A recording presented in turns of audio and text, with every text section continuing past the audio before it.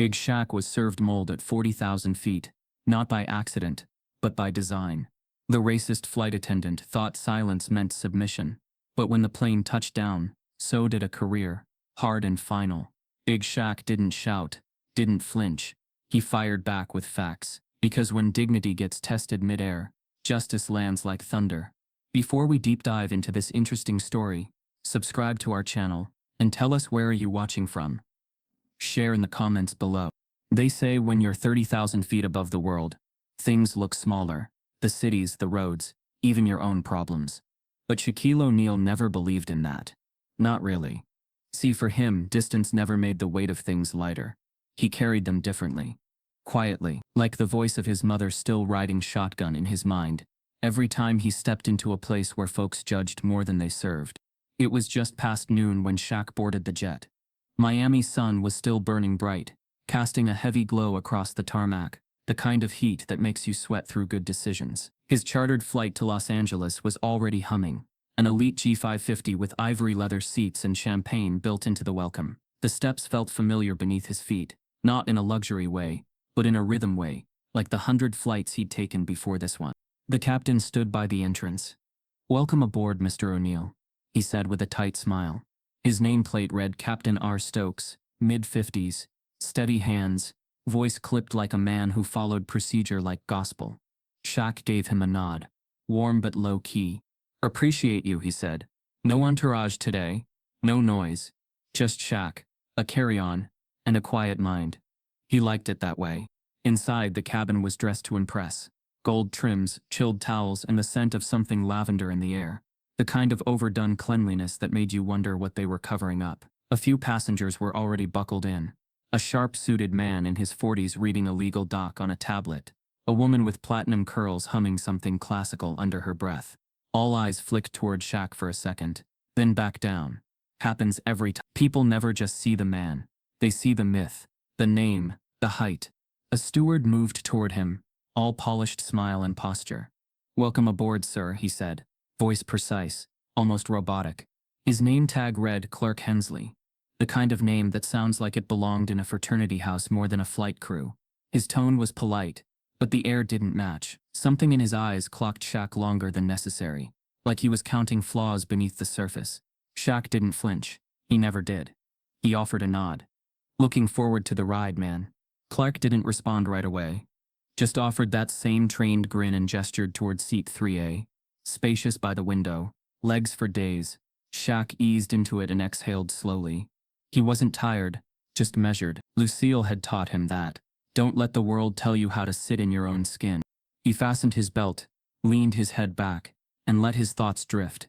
The city was a blur now, melting into the sky as they took off. Below him, Miami shrank, glittered, and vanished into cloud cover. He watched it disappear like a memory you're not ready to let go of, but know you have to. The pilot's voice came through the cabin. Estimated flight time to LAX is 5 hours and 14 minutes. Weather looks good all the way through. Shaq leaned his elbow on the armrest and watched the sky smooth out in front of him. Peaceful. Almost. He remembered something Lucille once told him, as a boy back when he was taller than his teachers, but still too young to drive. "Don't ever let a uniform blind you, son. Folks got hearts underneath them. Some are heavy, some are hollow. Your job ain't to guess, your job's to feel." He held on to that. A second attendant approached. This one softer around the edges. Early 30s maybe. Caramel-toned skin, a more genuine energy. Her name tag read Lena Caldwell. She handed Shaq a menu printed on thick, cream cardstock. "We've got lemon herb chicken, or seared salmon, with wild rice." "Mr. O'Neal," she said. "Chicken sounds good," Shaq replied. She smiled. Not the tight professional kind, but real. Coming right up. He noticed Clark nearby, watching the exchange from the galley, arms folded. That trained smile gone now, replaced with something tighter, something that tried to hide itself in professionalism but was slipping through the cracks. Shaq turned his head back toward the window. At cruising altitude, things inside the cabin moved with precision. Drinks were poured, music whispered from overhead speakers, and passengers dozed off into their money-lined dreams. Shaq sipped water from a frosted glass, letting the silence fill him. But the silence had an edge, not loud, but sharp, like the kind of quiet that follows a fake apology. He caught Clark walking past again, this time with a tray of plated meals. He delivered them efficiently. Row 1, then 2, then paused just before Shaq's seat. He held the plate, hesitated, then set it down with a thud that was just loud enough to feel intentional. Shaq looked down. The plate was covered, silver dome glinting, in the cabin light. He nodded thanks, not breaking rhythm, not raising anything yet. But the air shifted. Clark walked off. Shaq lifted the lid and stopped. The smell hit first. Sour, stale, wrong. He didn't even have to lean close. There, across the rice and under the garnish, was the chicken breast, its edges dusted with green and white fuzz. Mold. Not a speck. A full bloom. Clear. Visible. Served. He didn't react. Not visibly. He just stared for a second longer than necessary, then gently replaced the lid. He pressed the service button, calm as a sermon. Lena arrived a moment later. She glanced at the plate, and the blood drained from her face. "Sir, I'll replace it immediately." Shaq raised a hand gently. "It's not your fault." She nodded quickly, and took the tray away. Her hands shook. There was something else in her eyes now. Not just apology. Fear. Shaq leaned back again. He didn't look around. He didn't stand up. But his mind was running cold and clear. This wasn't a mistake.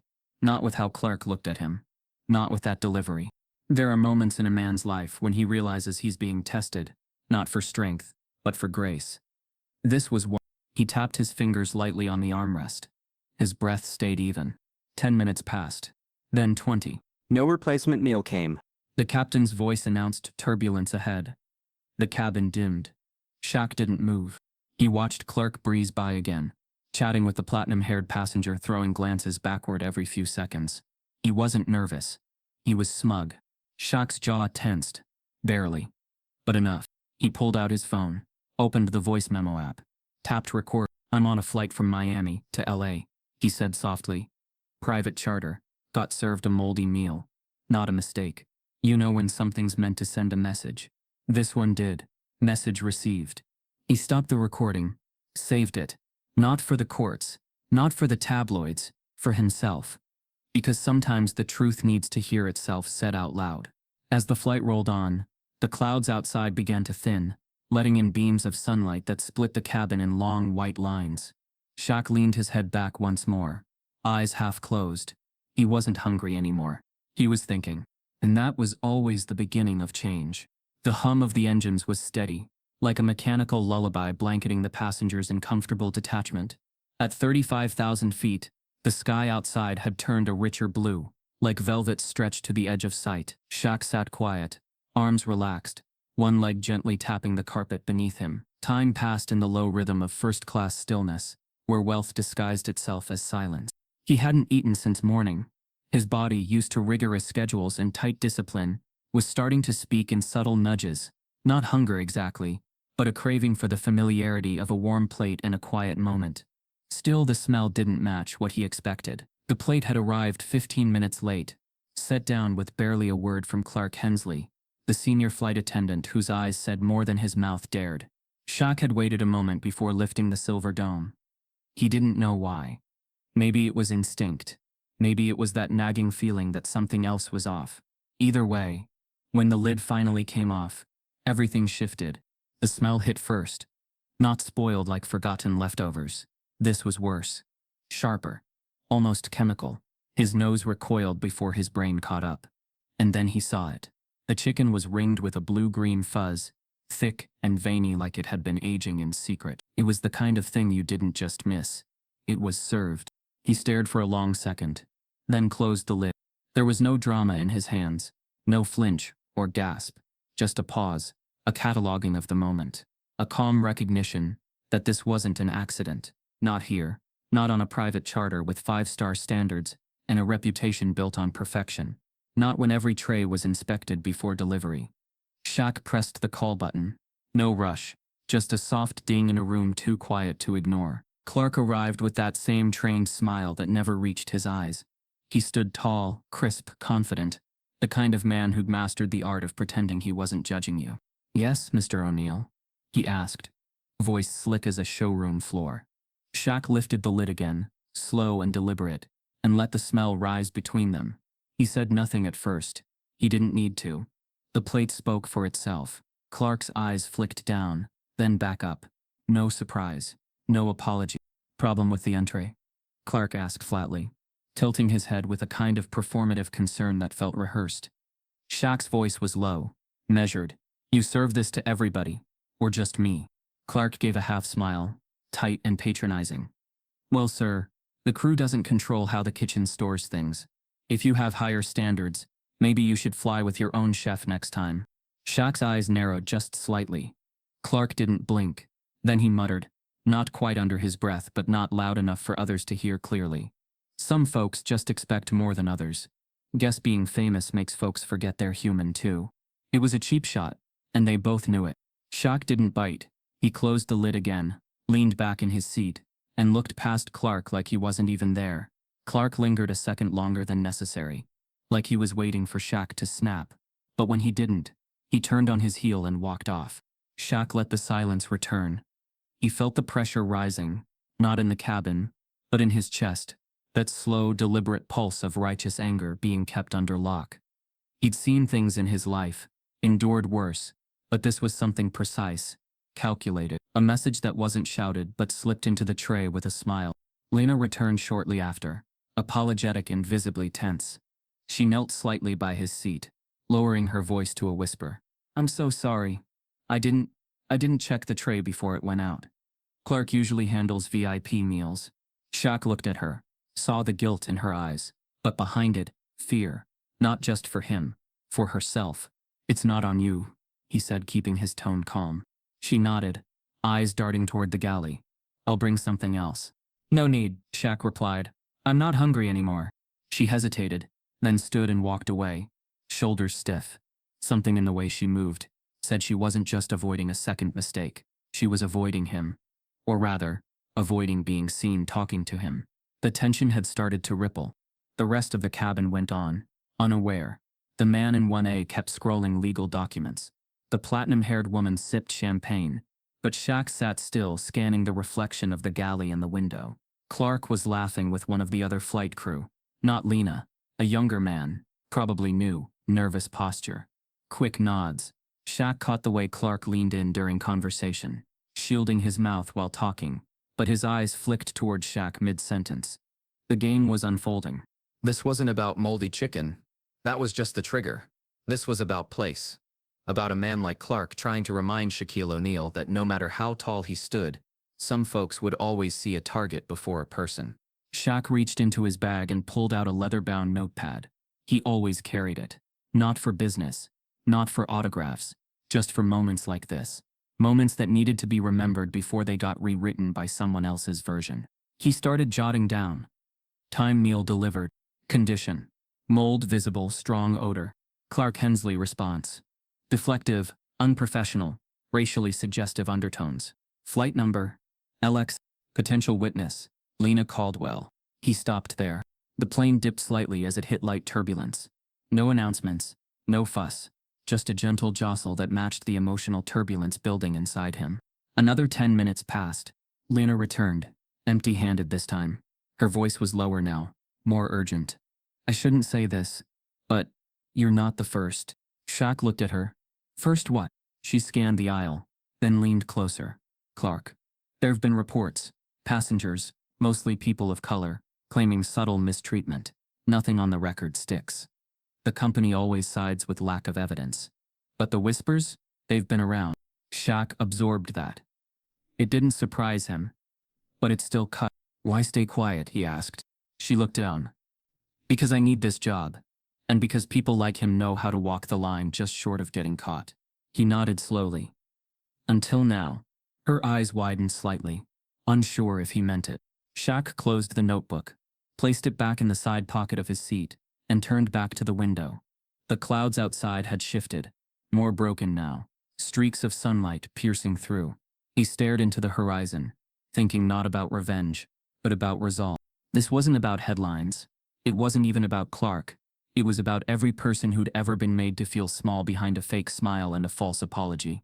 And it was about what happened when you finally stopped swallowing it. Clark passed by again, this time not stopping, just offering a smug glance that tried to be invisible. Shaq didn't move, but his silence had weight now. The kind of weight that meant something was coming. And when it landed, it wouldn't just be for him. It would be for everyone who ever sat quietly and took the plate they were handed, when they knew damn well it was never meant to nourish them.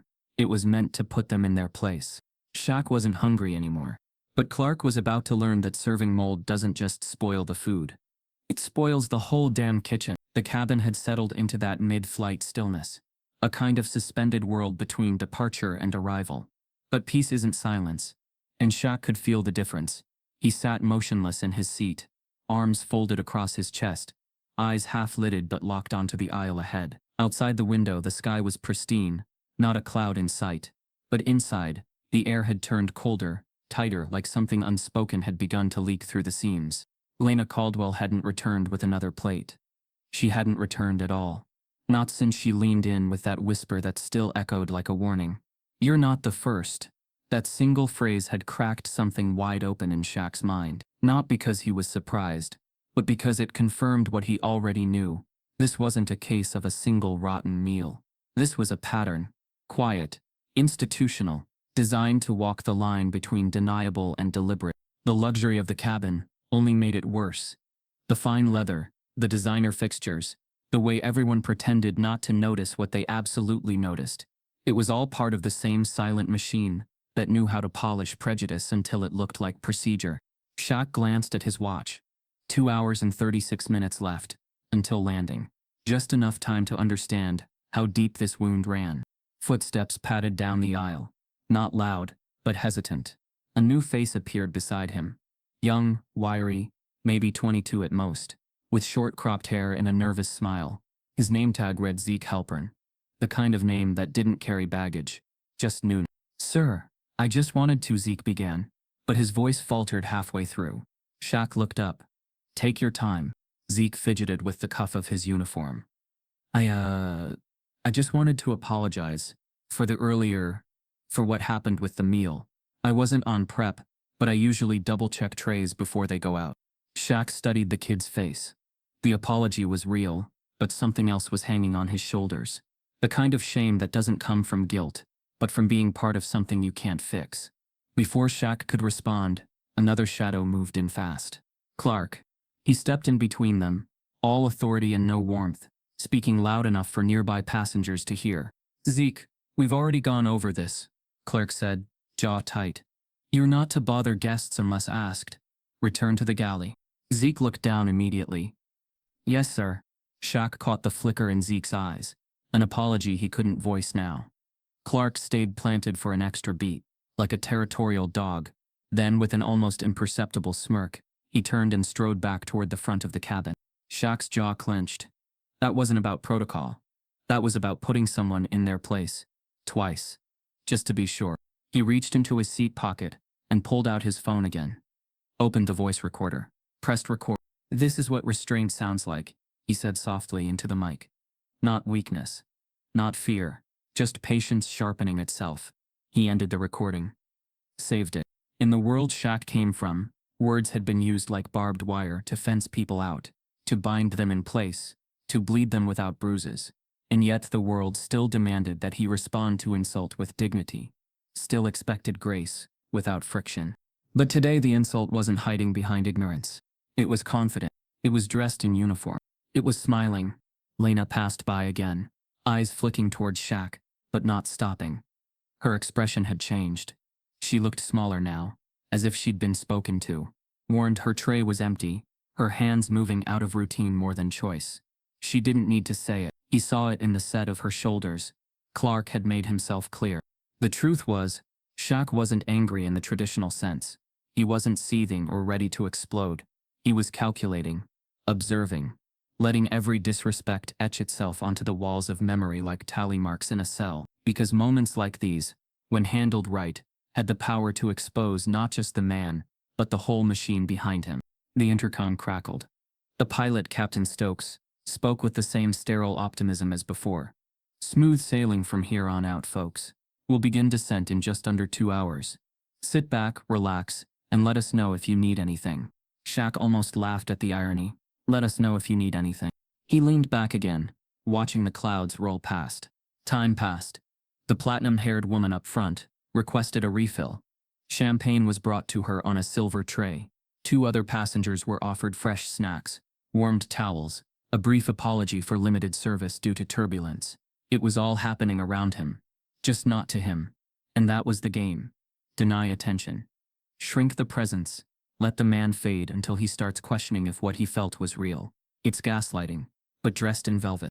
Zeke returned, not to speak, but to collect glassware from a nearby passenger. He didn't look up, didn't acknowledge Shaq. But as he turned away, he dropped something on the edge of Shaq's table, without breaking stride. It was a folded napkin. Shaq waited a moment, then unfolded it under the table. One line, handwritten in shaky ink. He's done this before. They always protect him. Be careful. There was no signature. Just truth. Shaq folded the napkin back and slid it into his notebook. He closed his eyes for a moment. Not to sleep, to center, to remember Lucille's voice. Firm and calm. Don't fight fire with fire. Drain the oxygen instead. That's what he intended to do. The next 30 minutes were a masterclass in stillness. Shaq didn't speak. Didn't move unnecessarily. But every second, he was collecting data. The way Clark whispered to certain passengers and avoided others. The way Lena kept looking like she wanted to vanish. The way Zeke now carried himself like someone waiting for a blow. This wasn't just a Clark issue. This was a culture problem. Shaq picked up his iPad from the side compartment, logged into his private files, navigated to a folder marked Arias Capital, Private Holdings. Inside was a list of aviation companies, one of them highlighted in green. Virio Flight Management, LLC, the very company operating this flight. Shaq had been a silent investor for over 4 years. He'd sat in on ethics board reviews. He'd approved the diversity and equity training budgets himself. He knew how they sold themselves, a new standard of airborne excellence. Well, standards were only as good as the crew upholding them. And Clark Hensley had just crossed every line they ever claimed to draw. Shaq drafted an email in his head. Not a complaint. A report. Not for customer service. For the executive board. Names, times, behaviors, violations. Not just his own, but the pattern whispered by others who didn't have the height, or voice, or fame to be believed. The cabin lights dimmed slightly for the upcoming movie preview. A trailer for some forgettable action flick. Explosions. Yelling. Empty heroism. Shaq didn't even glance up. He'd never needed volume to make impact. He reached into his coat pocket and pulled out a silver pen, an old gift from a former teammate, and began writing on the back of the napkin Zeke had left. Not a threat. A promise. He didn't need to cause a scene. He was the scene. And when they landed, the real show would begin, with no stunts, no shouting, and no stage. Just truth, loud enough to shake every silent hallway in that company's building. Because sometimes you don't raise your voice, you raise your presence. And Clark Hensley, he had no idea how loud silence could become. The cabin was quieter now, but not with comfort. It was the hush that comes with pressure, the kind you feel in your chest more than your ears. Shaq sat in the same seat, same posture, same outward calm, but everything had shifted. The sky outside had gone a few shades paler, that clear blue thinning into something colder. The atmosphere inside the plane matched it perfectly. Clark Hensley was no longer hiding behind subtlety. It started with a laugh. Loud, pointed, unearned. Shaq had heard it before, not the sound itself, but the intent behind it. It wasn't laughter from amusement. It was the kind of laugh people use to coat insults with sugar, knowing full well it won't dissolve. Clark stood beside seat 2C, chatting with a man in a navy sport coat who hadn't looked up once since takeoff. They leaned in close, chuckled low, and then it happened. I swear, Clark said just loud enough to carry. Some folks fly like they own the damn skies. All-star this, MVP that. They think that seat comes with a crown. The sport coat didn't respond, but he smiled, not with his mouth but with his eyes. Clark took that as permission. Can't blame him, Clark continued. When you're used to being worshipped courtside, even a hot towel probably feels like an insult. The words weren't accidental. They weren't careless. They were delivered with intent, named, not thrown. A weapon wrapped in passive tone. Shaq didn't move, didn't flinch, but his silence had sharpened into something else now. Not patience, not even restraint. It was calculation, cold and deliberate. A measure of how far a man would go when he believed himself immune to consequence. He watched Clark pivot smoothly from row to row, still offering drinks, still feigning professionalism, but now with an extra edge. He'd become more casual with the white passengers, warmer even. Jokes flowed easier, smiles wider, but with Shaq there was nothing. No eye contact, no offer to assist. A visible wall that wasn't policy, it was prejudice. And the cockpit? Dead silent. Captain Stokes had said nothing since his last announcement. The co-pilot hadn't emerged once. Shaq could feel the complicity vibrating through the aircraft. Everyone knew, but no one intervened. It was a high-altitude version of the same game he'd seen played in locker rooms, boardrooms, and behind luxury glass doors. Deny, deflect, diminish. Let the moment pass. Don't get involved. Don't make it real. That silence was the part that stung most. Shaq had never needed people to stand up for him. He was built from strength. But what he did need, what everyone needs, is acknowledgement. Just the basic, human recognition that what's happening isn't okay. Instead, there was air, polished, pressurized, perfectly controlled. Shaq turned to the window, watched the clouds glide past in seamless sheets. They didn't care who flew above them. They didn't measure respect by skin or salary. They just moved. Honest, free. He closed his eyes and let his memory wander. He was 13 again, growing too fast for his shoes. Walking into a diner with his mother in New Jersey, only to be seated by the kitchen while the white family that came in after got the booth with the view. He remembered the way Lucille squeezed his hand, not to stop him from speaking, but to tell him she understood. She whispered to him that day, "They think they see you, but what they fear is your reflection showing them who they really are." He carried that line with him. Carried it through every arena, every TV studio, every business meeting, where someone smiled too wide while locking the doors behind him. And now here too, at 40,000 feet, surrounded by stitched leather and silver cutlery, watching a man unravel himself with every smug glance. Clark passed again, this time stopping by the legal exec in one.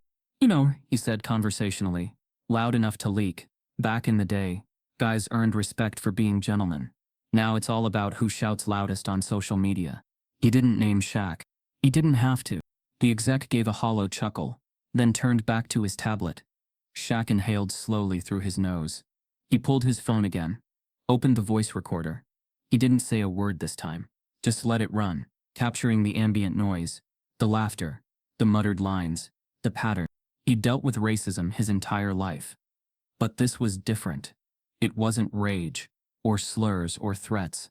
This was elegance turned weapon, politeness wielded like a blade, the kind of hostility that hides behind policy, where deniability is built into the uniform, where every move has been rehearsed, every smile calculated, every microaggression dropped, just light enough to vanish under scrutiny. This was weaponized service. And it wasn't just aimed at him. It was a signal to the crew, the passengers, that there was a hierarchy here, and certain lines wouldn't be crossed by them. But Clark? He could toe the line because the system would keep him balanced. Shaq leaned forward slightly, pressing his knuckles to his mouth. He wasn't angry. Not in the way people expect. He was disappointed. Not in Clark, that man had already revealed who he was. But in the silence that wrapped around him, the people who saw it and chose stillness, the ones who pretended not to hear. Because pretending was easier than choosing. Suddenly, Lena appeared again. Pale, tense. She knelt beside his seat, voice low, barely a whisper. I got a warning." Shaq turned his head. "From who?" She didn't answer right away, just glanced toward the cockpit, then toward Clark, who now leaned against the service bar, arms crossed, eyes on them both. "Just be careful," she said. "He files reports, twists things, makes people disappear from the roster without blinking." Shaq's lips tightened. "And they let him?" She gave a small nod. "He's got connections. Knows someone in upper management. That's why the complaints vanish." Shaq leaned back. Of course. It always circled back to protection. Not the kind that keeps you safe. The kind that keeps rot alive. The kind that erases paper trails, muffles witnesses, and makes sure nobody important ever feels uncomfortable. The cabin lights flickered as they passed through a sunbeam, casting Clark in a strange glow. He wasn't hiding anymore. He was showing off. Because at this altitude, he believed himself untouchable. Shaq watched him. Calm. Cold. He pulled his iPad again. Accessed the flight manifest. Privileges of a board-level stakeholder. There he was. Clark Robert Hensley. Senior Attendant. Clearance level. Shaq tapped open the digital personnel notes. Encrypted but accessible to those with authorization. Disciplinary remarks. None. Performance. Exceeds. Passenger complaints. 0 on file. But beneath the surface, patterns. Names mentioned in closed HR meetings. Keywords in archived emails. Mentions of inconsistencies, difficulties, conflict resolution delays. A paper ghost of the truth. Shaq saved screenshots to an encrypted folder. Time-stamped. Watermarked. Secure. He looked up as the cabin dipped slightly, preparing for gradual descent. The captain's voice broke in again. We'll begin our initial descent into Los Angeles in approximately 40 minutes. Please remain seated and enjoy the rest of the flight. Shaq stared forward, then stood. He walked the length of the cabin slowly, his height impossible to ignore, his presence suddenly too large for the luxury around him. He didn't make a sound, didn't speak, just moved past rows of surprised faces, until he reached the galley where Clark was standing. Clark straightened up. "Can I help you, sir?" The tone was smooth, rehearsed, fake friendly. Shaq didn't respond. He held Clark's gaze for 5 solid seconds, then looked down at the service log tablet mounted to the wall. He tapped it once. "Your shift ends in 43 minutes, he said flatly. "Make sure you clock out clean." Clark blinked, confused by the tone. "Excuse me?" Shaq smiled, not with warmth, but with clarity. "You've been flying blind." Then he turned and walked back to his seat. Not another word. Let the descent begin. The plane jolted just enough to remind everyone they weren't grounded. Overhead lights flickered briefly, followed by the soft chime and a sterile voice crackling through the intercom. "Ladies and gentlemen, we're experiencing a patch of turbulence. Please return to your seats and fasten seatbelts." The announcement faded out, replaced by the subtle hum of tension. It wasn't violent turbulence, just enough to make coffee cups shiver on tray tables and remind passengers that gravity still held authority. But Shaq didn't flinch. He remained steady, his body relaxed, even as the cabin swayed in rhythm with the air currents. Lena approached his seat again. Her movement was deliberate but inconspicuous, like she'd practiced disappearing in plain sight. She bent slightly under the pretense of securing a loose strap on the seat beside him, and with one smooth motion, slid a folded piece of paper beneath the edge of his tray. No words. No eye contact.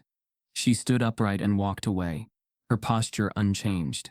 Shaq waited a beat. Then he unfolded the paper. It was a passenger complaint form, the official template used by the airline. The date on the top corner hit him first. 2 weeks ago. No name signed. The rest was printed in careful black ink, the kind that doesn't shake or exaggerate. Just plain truth. Subject: Clark Hensley. Incident: racially charged comments. Details: dismissive language, uneven service quality, derogatory humor during beverage rounds. Location: Flight 7032. Outcome: no follow-up received. Shaq stared at the page, reading it again, slower this time. The handwriting was different than Zeke's. Female. Maybe. Sharp loops. Clean letters. Whoever wrote this knew they'd have to be clear. Because clarity is armor when you're telling the truth against someone protected. He folded the page and slipped it into his notebook. This wasn't a one-time thing. Clark wasn't slipping up. He was cruising. Polished discrimination with a seatbelt and a name tag. Shaq scanned the cabin again, a white-gloved performance of excellence and civility. But now it looked hollow. Scripted. The silence from the other attendants had weight, not ignorance, complicity. From across the aisle, Clark stood near the beverage station, reorganizing tiny bottles with methodical precision. His jaw moved like he was chewing gum, but his eyes weren't relaxed. They flicked left and right like a man trying to gauge how close the fire had gotten. Shaq leaned back, calm but burning underneath. Clark had a pattern, and now he had a trail. The complaint form wasn't just a document, it was a crack in the armor, and Shaq knew exactly how pressure could turn cracks into collapses. He reached for his iPad, opened the Vireo internal portal. His credentials as a silent partner granted him access most passengers could only imagine. He navigated through encrypted tabs, past press-facing dashboards, and safety compliance overviews, until he reached crew incident history. Clark Hensley, 4 years, no formal citations, yet multiple informal concerns tucked deep in personnel files, flagged only as performance variances. There were breadcrumbs, enough to build a trail. Shaq cross-checked crew assignments with flight reports. It was subtle, but a pattern was there. Negative NPS feedback spikes on Clark's flights with predominantly Black or Latino first-class passengers. The reports never named him directly, but comments like tone felt cold, service seemed uneven, felt unwelcome were common, too common. This wasn't misconduct. This was culture, curated, preserved, and ignored. And now, Shaq had evidence, not just of Clark's actions, but of the airline's negligence. A system so afraid of bad press it let rot live in its top ranks. He opened a blank memo and began writing. Subject: Internal Review, Clark Hensley. Attached: Flight 7032 Complaint. Unsigned: Current Flight Observation, Staff Behavior Report in Progress. Summary: Pattern of discriminatory conduct supported by unofficial metrics, internal silence, and failure to respond to prior concerns. He paused, looked up. Clark was standing closer now, hovering near the front row like a shadow without purpose. He wasn't smiling anymore. His hands were tight at his sides. He knew, or at least suspected. Shaq gave him nothing in return. Just the quiet chill of a man who no longer needed to be loud to be lethal. Turbulence eased, but the seatbelt sign stayed on. The captain hadn't chimed in again. Shaq suspected the front crew was told to stay silent until landing. Keep it all in the air. Keep it contained.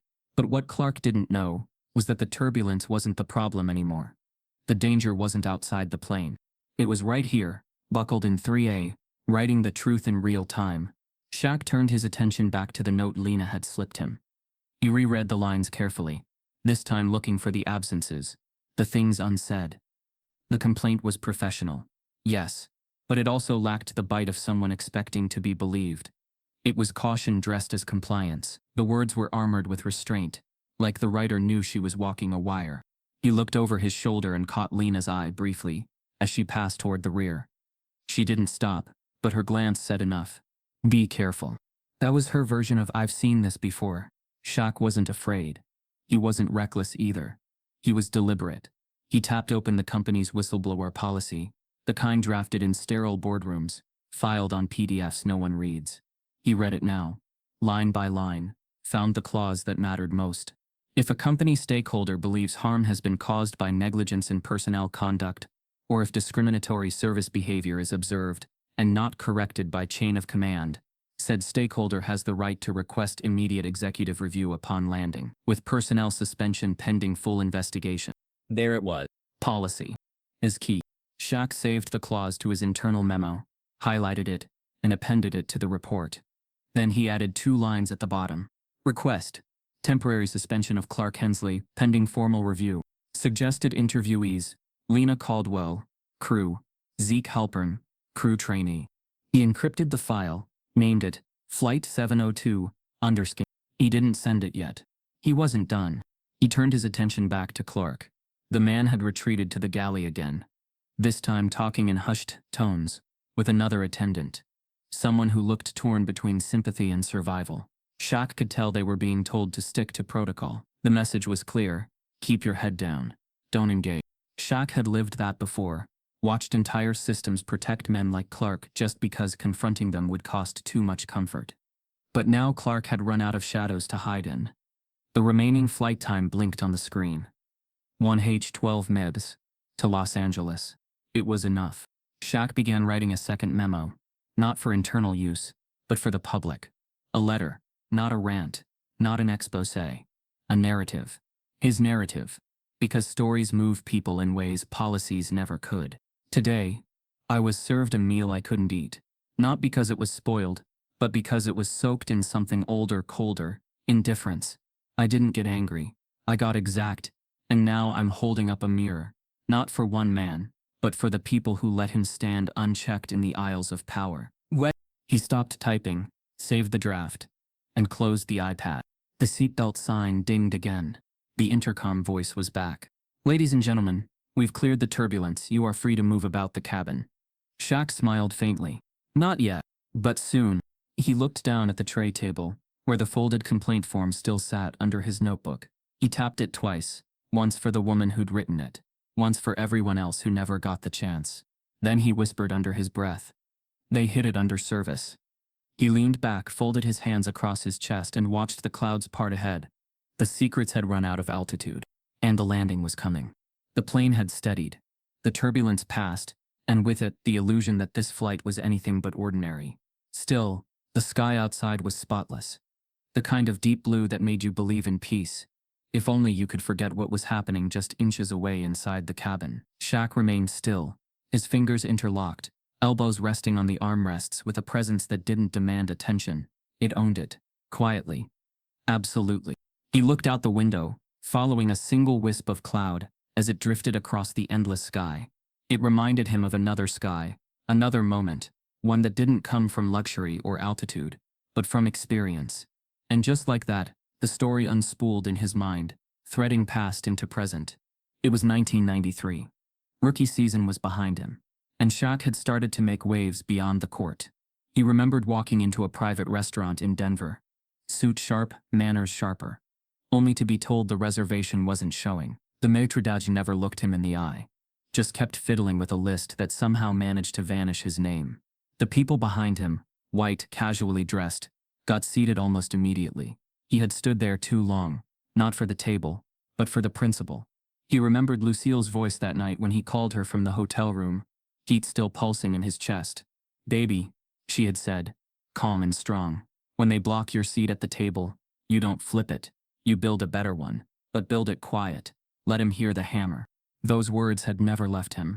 Back in the present, Shaq's gaze stayed on the sky, but his attention was drawn by soft footsteps approaching again.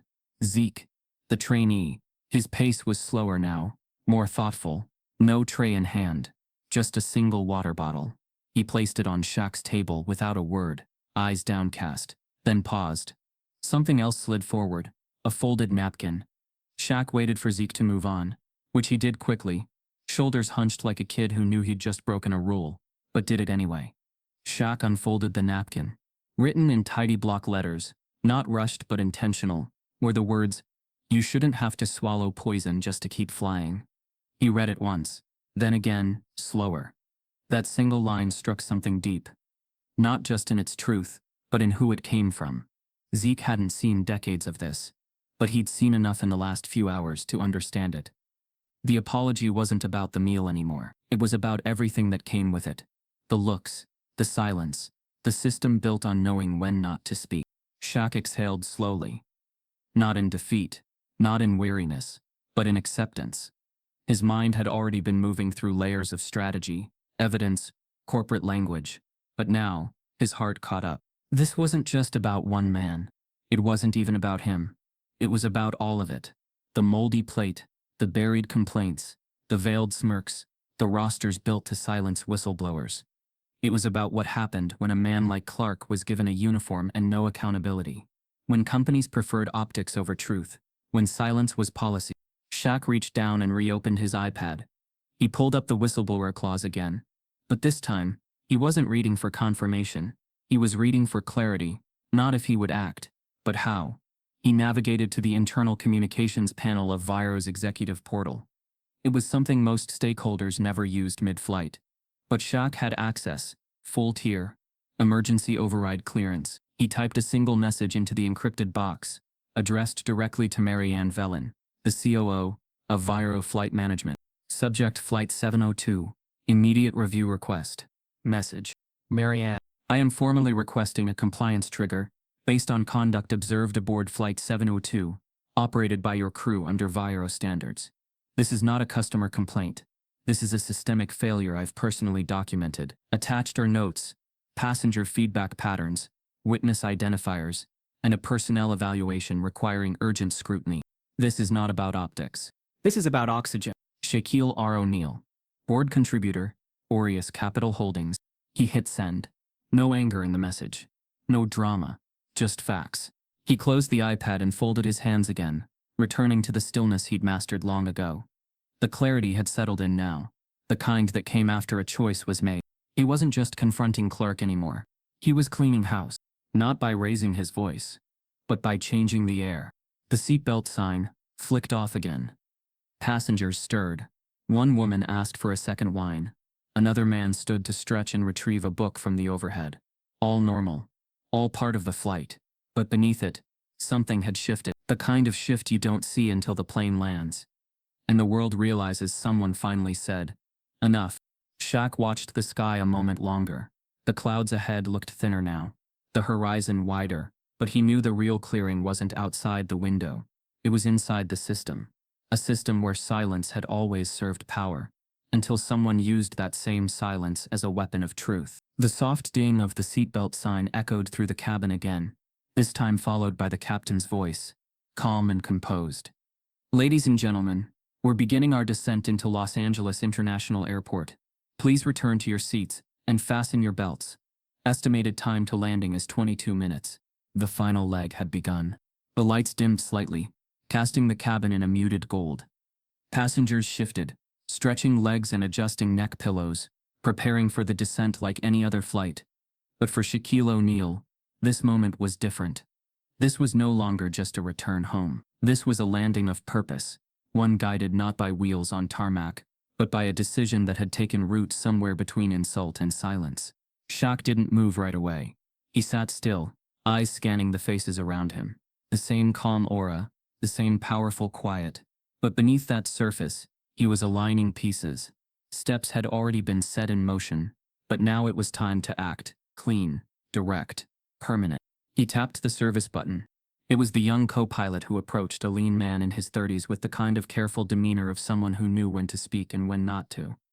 His nameplate read Derek Mellon. "First officer." "Yes, Mr. O'Neal," he asked, polite but unsure. Shaq's voice was low. "I need a secure line to the executive office of Vireo Flight. Code Tier 6. Derek blinked, clearly caught off guard. Sir, that's only accessible to..." Shaq cut in, still calm. "Check your manifest. I have Tier 6 clearance under the Aureus shell." Derek stepped back without a word, tapping into his cockpit console via a secure tablet.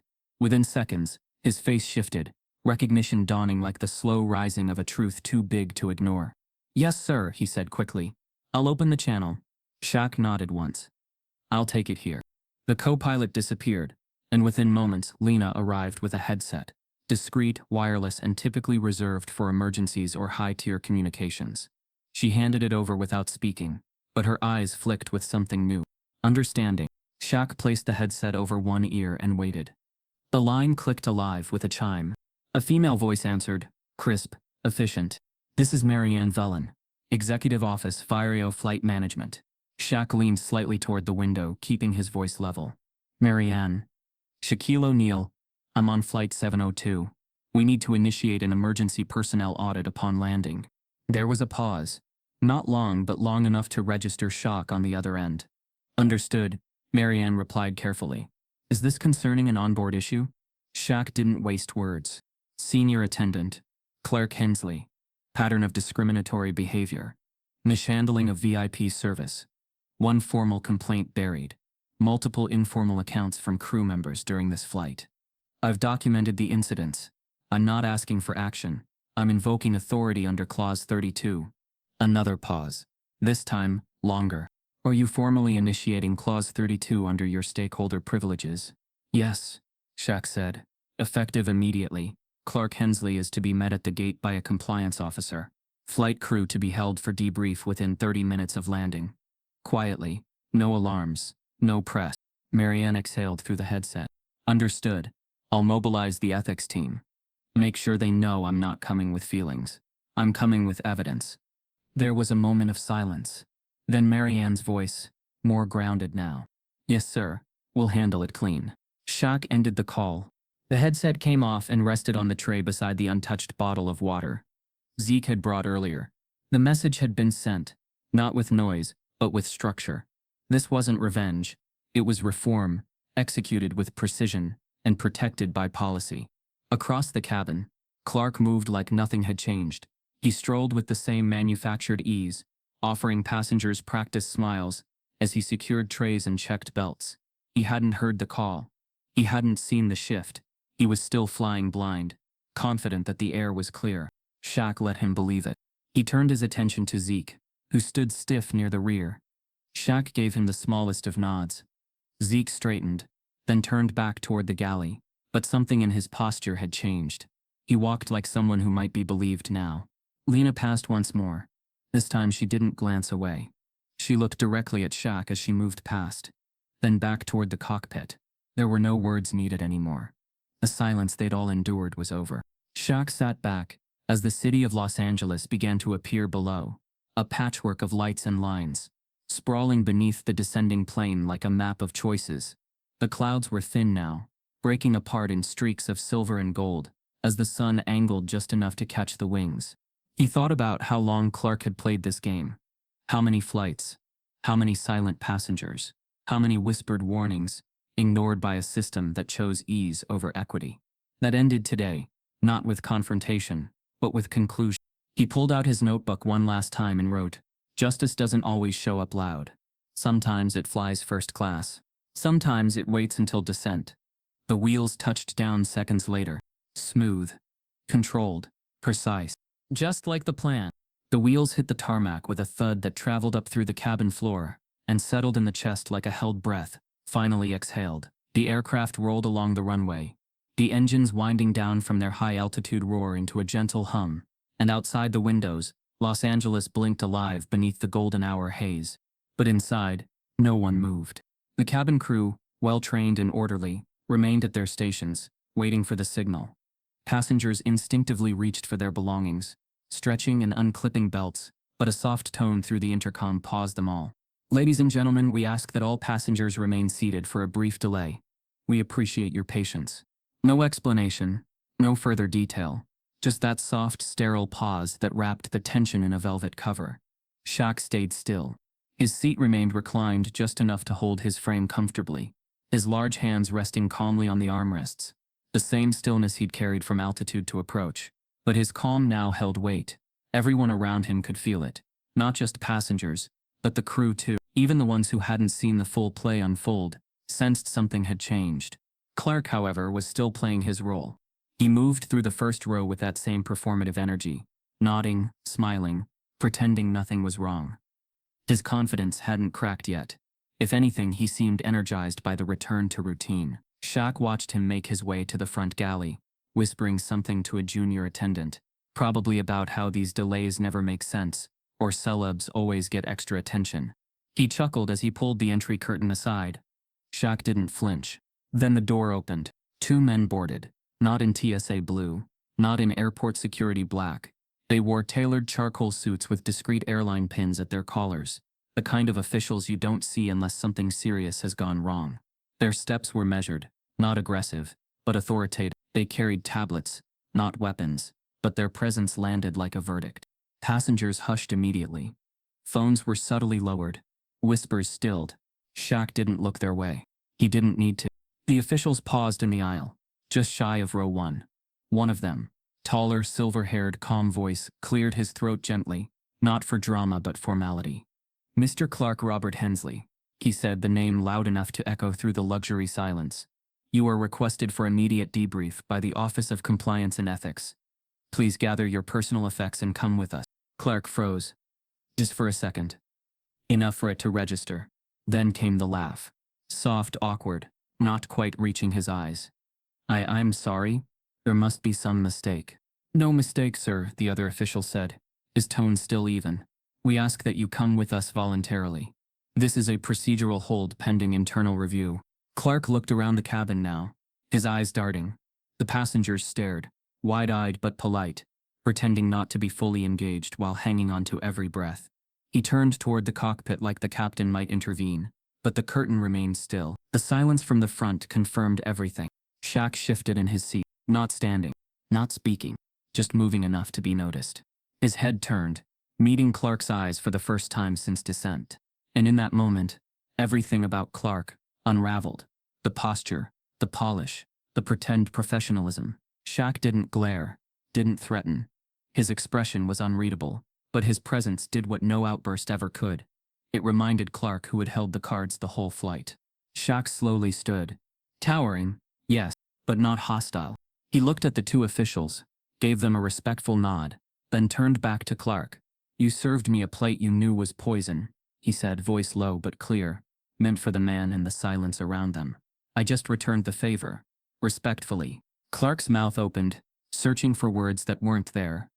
His jaw worked as if something needed to be defended, But there was nothing left to defend. The taller official stepped forward. "Sir, please." Clark finally moved, his steps slow, reluctant. He followed the men past the rows of passengers who avoided eye contact, their faces a mix of confusion, satisfaction, and uncertainty. As he was escorted down the aisle, he passed Lena, who stood frozen near the galley. Their eyes met. Clark's stare was hollow now, drained of superiority, replaced with something else, the shock of consequence. He vanished through the front cabin door, swallowed by the light from the jet bridge. Silence followed for a beat. Then Shaq sat back down. The intercom chimed again. "Ladies and gentlemen, thank you for your cooperation. We are now cleared for disembarkation. Please remain seated, as first class deplanes first." The doors had barely clicked shut before murmurs resumed. Whispers, sideways glances, passengers speculating just out of earshot. But no one said a word to Shaq. They didn't need to. He stood, slowly gathering his notebook and iPad. No rush, no grand exit, just present. Zeke appeared at the galley, stiff and uncertain. He stepped forward as Shaq passed, offering a bottled water like it was more than hydration, like it was acknowledgement. Shaq paused. "Told you," he said softly. "Some poison needs flushing out." Zeke nodded, words caught somewhere between fear and relief. Lena stepped forward too, standing beside her younger colleague. Her voice barely rose above a whisper. "Thank you," she said. "Not for show, not for credit. Just the kind of thank you that comes when someone finally holds the line." Shaq gave a nod. Nothing more. He stepped off the plane and into the terminal, the buzz of LAX pressing around him. The world kept moving. Announcements, families, business suits hustling to their gates. But he moved slower, straighter, like someone who had come in a passenger and landed as something else. Not a hero. Not even a witness. Just a man who decided enough was enough, and did something about it. The terminal air was thicker than the sky, not from weather, but from emotion. Shaq walked with quiet certainty through the arrival gate, each step grounded, slow, deliberate. No media, no fanfare, just the echo of a moment still vibrating through the halls of the aircraft he'd just stepped off of. Behind him, the last few passengers were beginning to emerge. Lena was one of them. She walked with composure but not confidence. A woman who had spent too long carrying truths too heavy for polite company. As she passed him, she didn't slow, didn't stop, but she turned just enough to let a breath of gratitude reach him. "Thank you," she said softly, almost swallowed by the airport noise. Shaq didn't reply with words. He just gave her a slight nod, the kind of acknowledgement that says, "I heard you," even before you said it. Then came Zeke. He didn't walk, he rushed. Through the crowd, past disembarking passengers, past uniformed staff looking the other way. His steps were messy, panicked, unfiltered. His eyes found Shaq like a compass, finally locking onto truth. "Mr. O'Neal." "Shaq." "Wait." Shaq turned just as Zeke reached him. The kid stopped short, breathing fast, eyes rimmed with emotion he couldn't hold back. "You didn't just stop him," Zeke said, voice raw. "You saw us." The words cracked something open between them, not just recognition, but release. Zeke shook his head like he was still trying to make sense of what had happened. "They never listen when we talk about it. We try to follow protocol, go to HR, fill the forms, and it just disappears. Like we imagined it. Like he didn't just..." He swallowed the next sentence. "You didn't just stop Clark. You made it real." Shaq stepped forward and placed a massive hand on Zeke's shoulder, grounding him like a steady beam in a storm. "You didn't imagine any of it," Shaq said. "And you weren't alone." Zeke blinked back the moisture in his eyes. His posture softened, a man finally allowed to stand straight. Shaq leaned in, just enough so it was personal. "Power ain't what you hold," he said. "It's what you lift." They stood there for a moment, locked in that rare exchange, not of rank, but of respect. Then Shaq pulled him in for a hug. Not performative, not polite, a full grounding embrace. The kind Zeke might remember for the rest of his life, not because of who gave it, but because of what it gave back. Zeke stepped away, nodding, not needing anything more. He faded into the crowd, swallowed by the airport flow but changed. Shaq stood still. And then, something quiet bloomed. A voiceover began. Not broadcast, not overhead, from within. His own. But not speaking to the terminal. Speaking past it. They call it service. Dress it in uniforms and routines. But when it starts choosing who it respects, who it feeds, who it listens to, That's not service anymore. That's control. People think strength is loud, but I've seen the strongest folks in the quietest corners, holding their breath because speaking costs too much. A montage flickered into view, not literal, but cinematic, flowing in tandem with his narration. We see a woman sitting in her car staring at the rearview mirror, replaying the moment she was talked over in a meeting. We see a janitor staring at a notice board, filled with smiling faces he knows will never know his name. We see a boy on a city bus watching his mother be ignored by the driver. We see Zeke again, back at the plane standing alone by the coffee cart, eyes scanning the floor, body tense like it always expects blame. This ain't just about Clark, Shaq's voice continues. It's about every place that let a man like him smile while stepping on people's dignity. But today, someone saw. Today, someone acted. The voice isn't angry. It's clear, honest, rooted in lived reality. Shaq exits the terminal, into the gold of the late afternoon sun. The city hums ahead of him. Traffic, motion, momentum. But he doesn't rush into it. He stands a moment longer. Then, quietly, like it's just for him, he whispers, "Justice don't always roar. Sometimes it walks." And then he does. He walks into the city. No spotlight. No security detail. Just a man who made sure silence finally had a sound. The camera opens on a quiet auditorium. Nothing flashy. No grand event banners or red carpets. Just a clean, well-lit space with folding chairs, a modest podium, and a small logo in the corner of the projection screen behind it. Dignity in Flight, a Vireo initiative. The attendees are varied. A blend of aviation executives, flight crew, corporate staffers, and community advocates. Some look curious, others guarded, but every eye is fixed on the figure standing at the center of the stage. No suit, no entourage, just Shaquille O'Neal, dressed in a plain gray blazer, button-down shirt, and calm resolve that carries more weight than any applause ever could. The room is still. And then, Shaq speaks. "I'm not here to call out one man. I'm here to call up an industry." His voice is steady, not raised. The kind of tone that invites people to lean in, not shut down. He stands with his hands folded, not clenching, not performing, just being. "This started with a bad meal," he continues. "But let's be real. The food wasn't the problem. The problem was the message behind it. The power games. The silent smiles. The kind of professionalism that only shows up for certain kinds of people." A few heads nod in the crowd. Others stare down, uncomfortable, maybe for the first time. Shaq paces slightly, not with urgency, but purpose. "I've been in boardrooms and locker rooms. I've been served by people who saw me as more than a jersey, and I've been ignored by people who couldn't see past my skin. The only difference between those moments, accountability." He gestures toward the projection screen, which fades into a short video reel. We don't see the full content, just glimpses, anonymized employee testimonials, line graphs showing complaint spikes, and a shot of Clark Hensley being escorted calmly but firmly through a glass door labeled Internal Review Division. Voiceover kicks in. Following the events of Flight 702, Vireo initiated the largest ethics investigation in its operational history. The findings? Over 24 formal and informal complaints that had been filtered out of escalation by procedural loopholes. Back in the auditorium, murmurs rise. Shaq doesn't flinch. He picks back up, walking downstage. "See, power ain't what makes people listen. Power is what gives people permission to speak."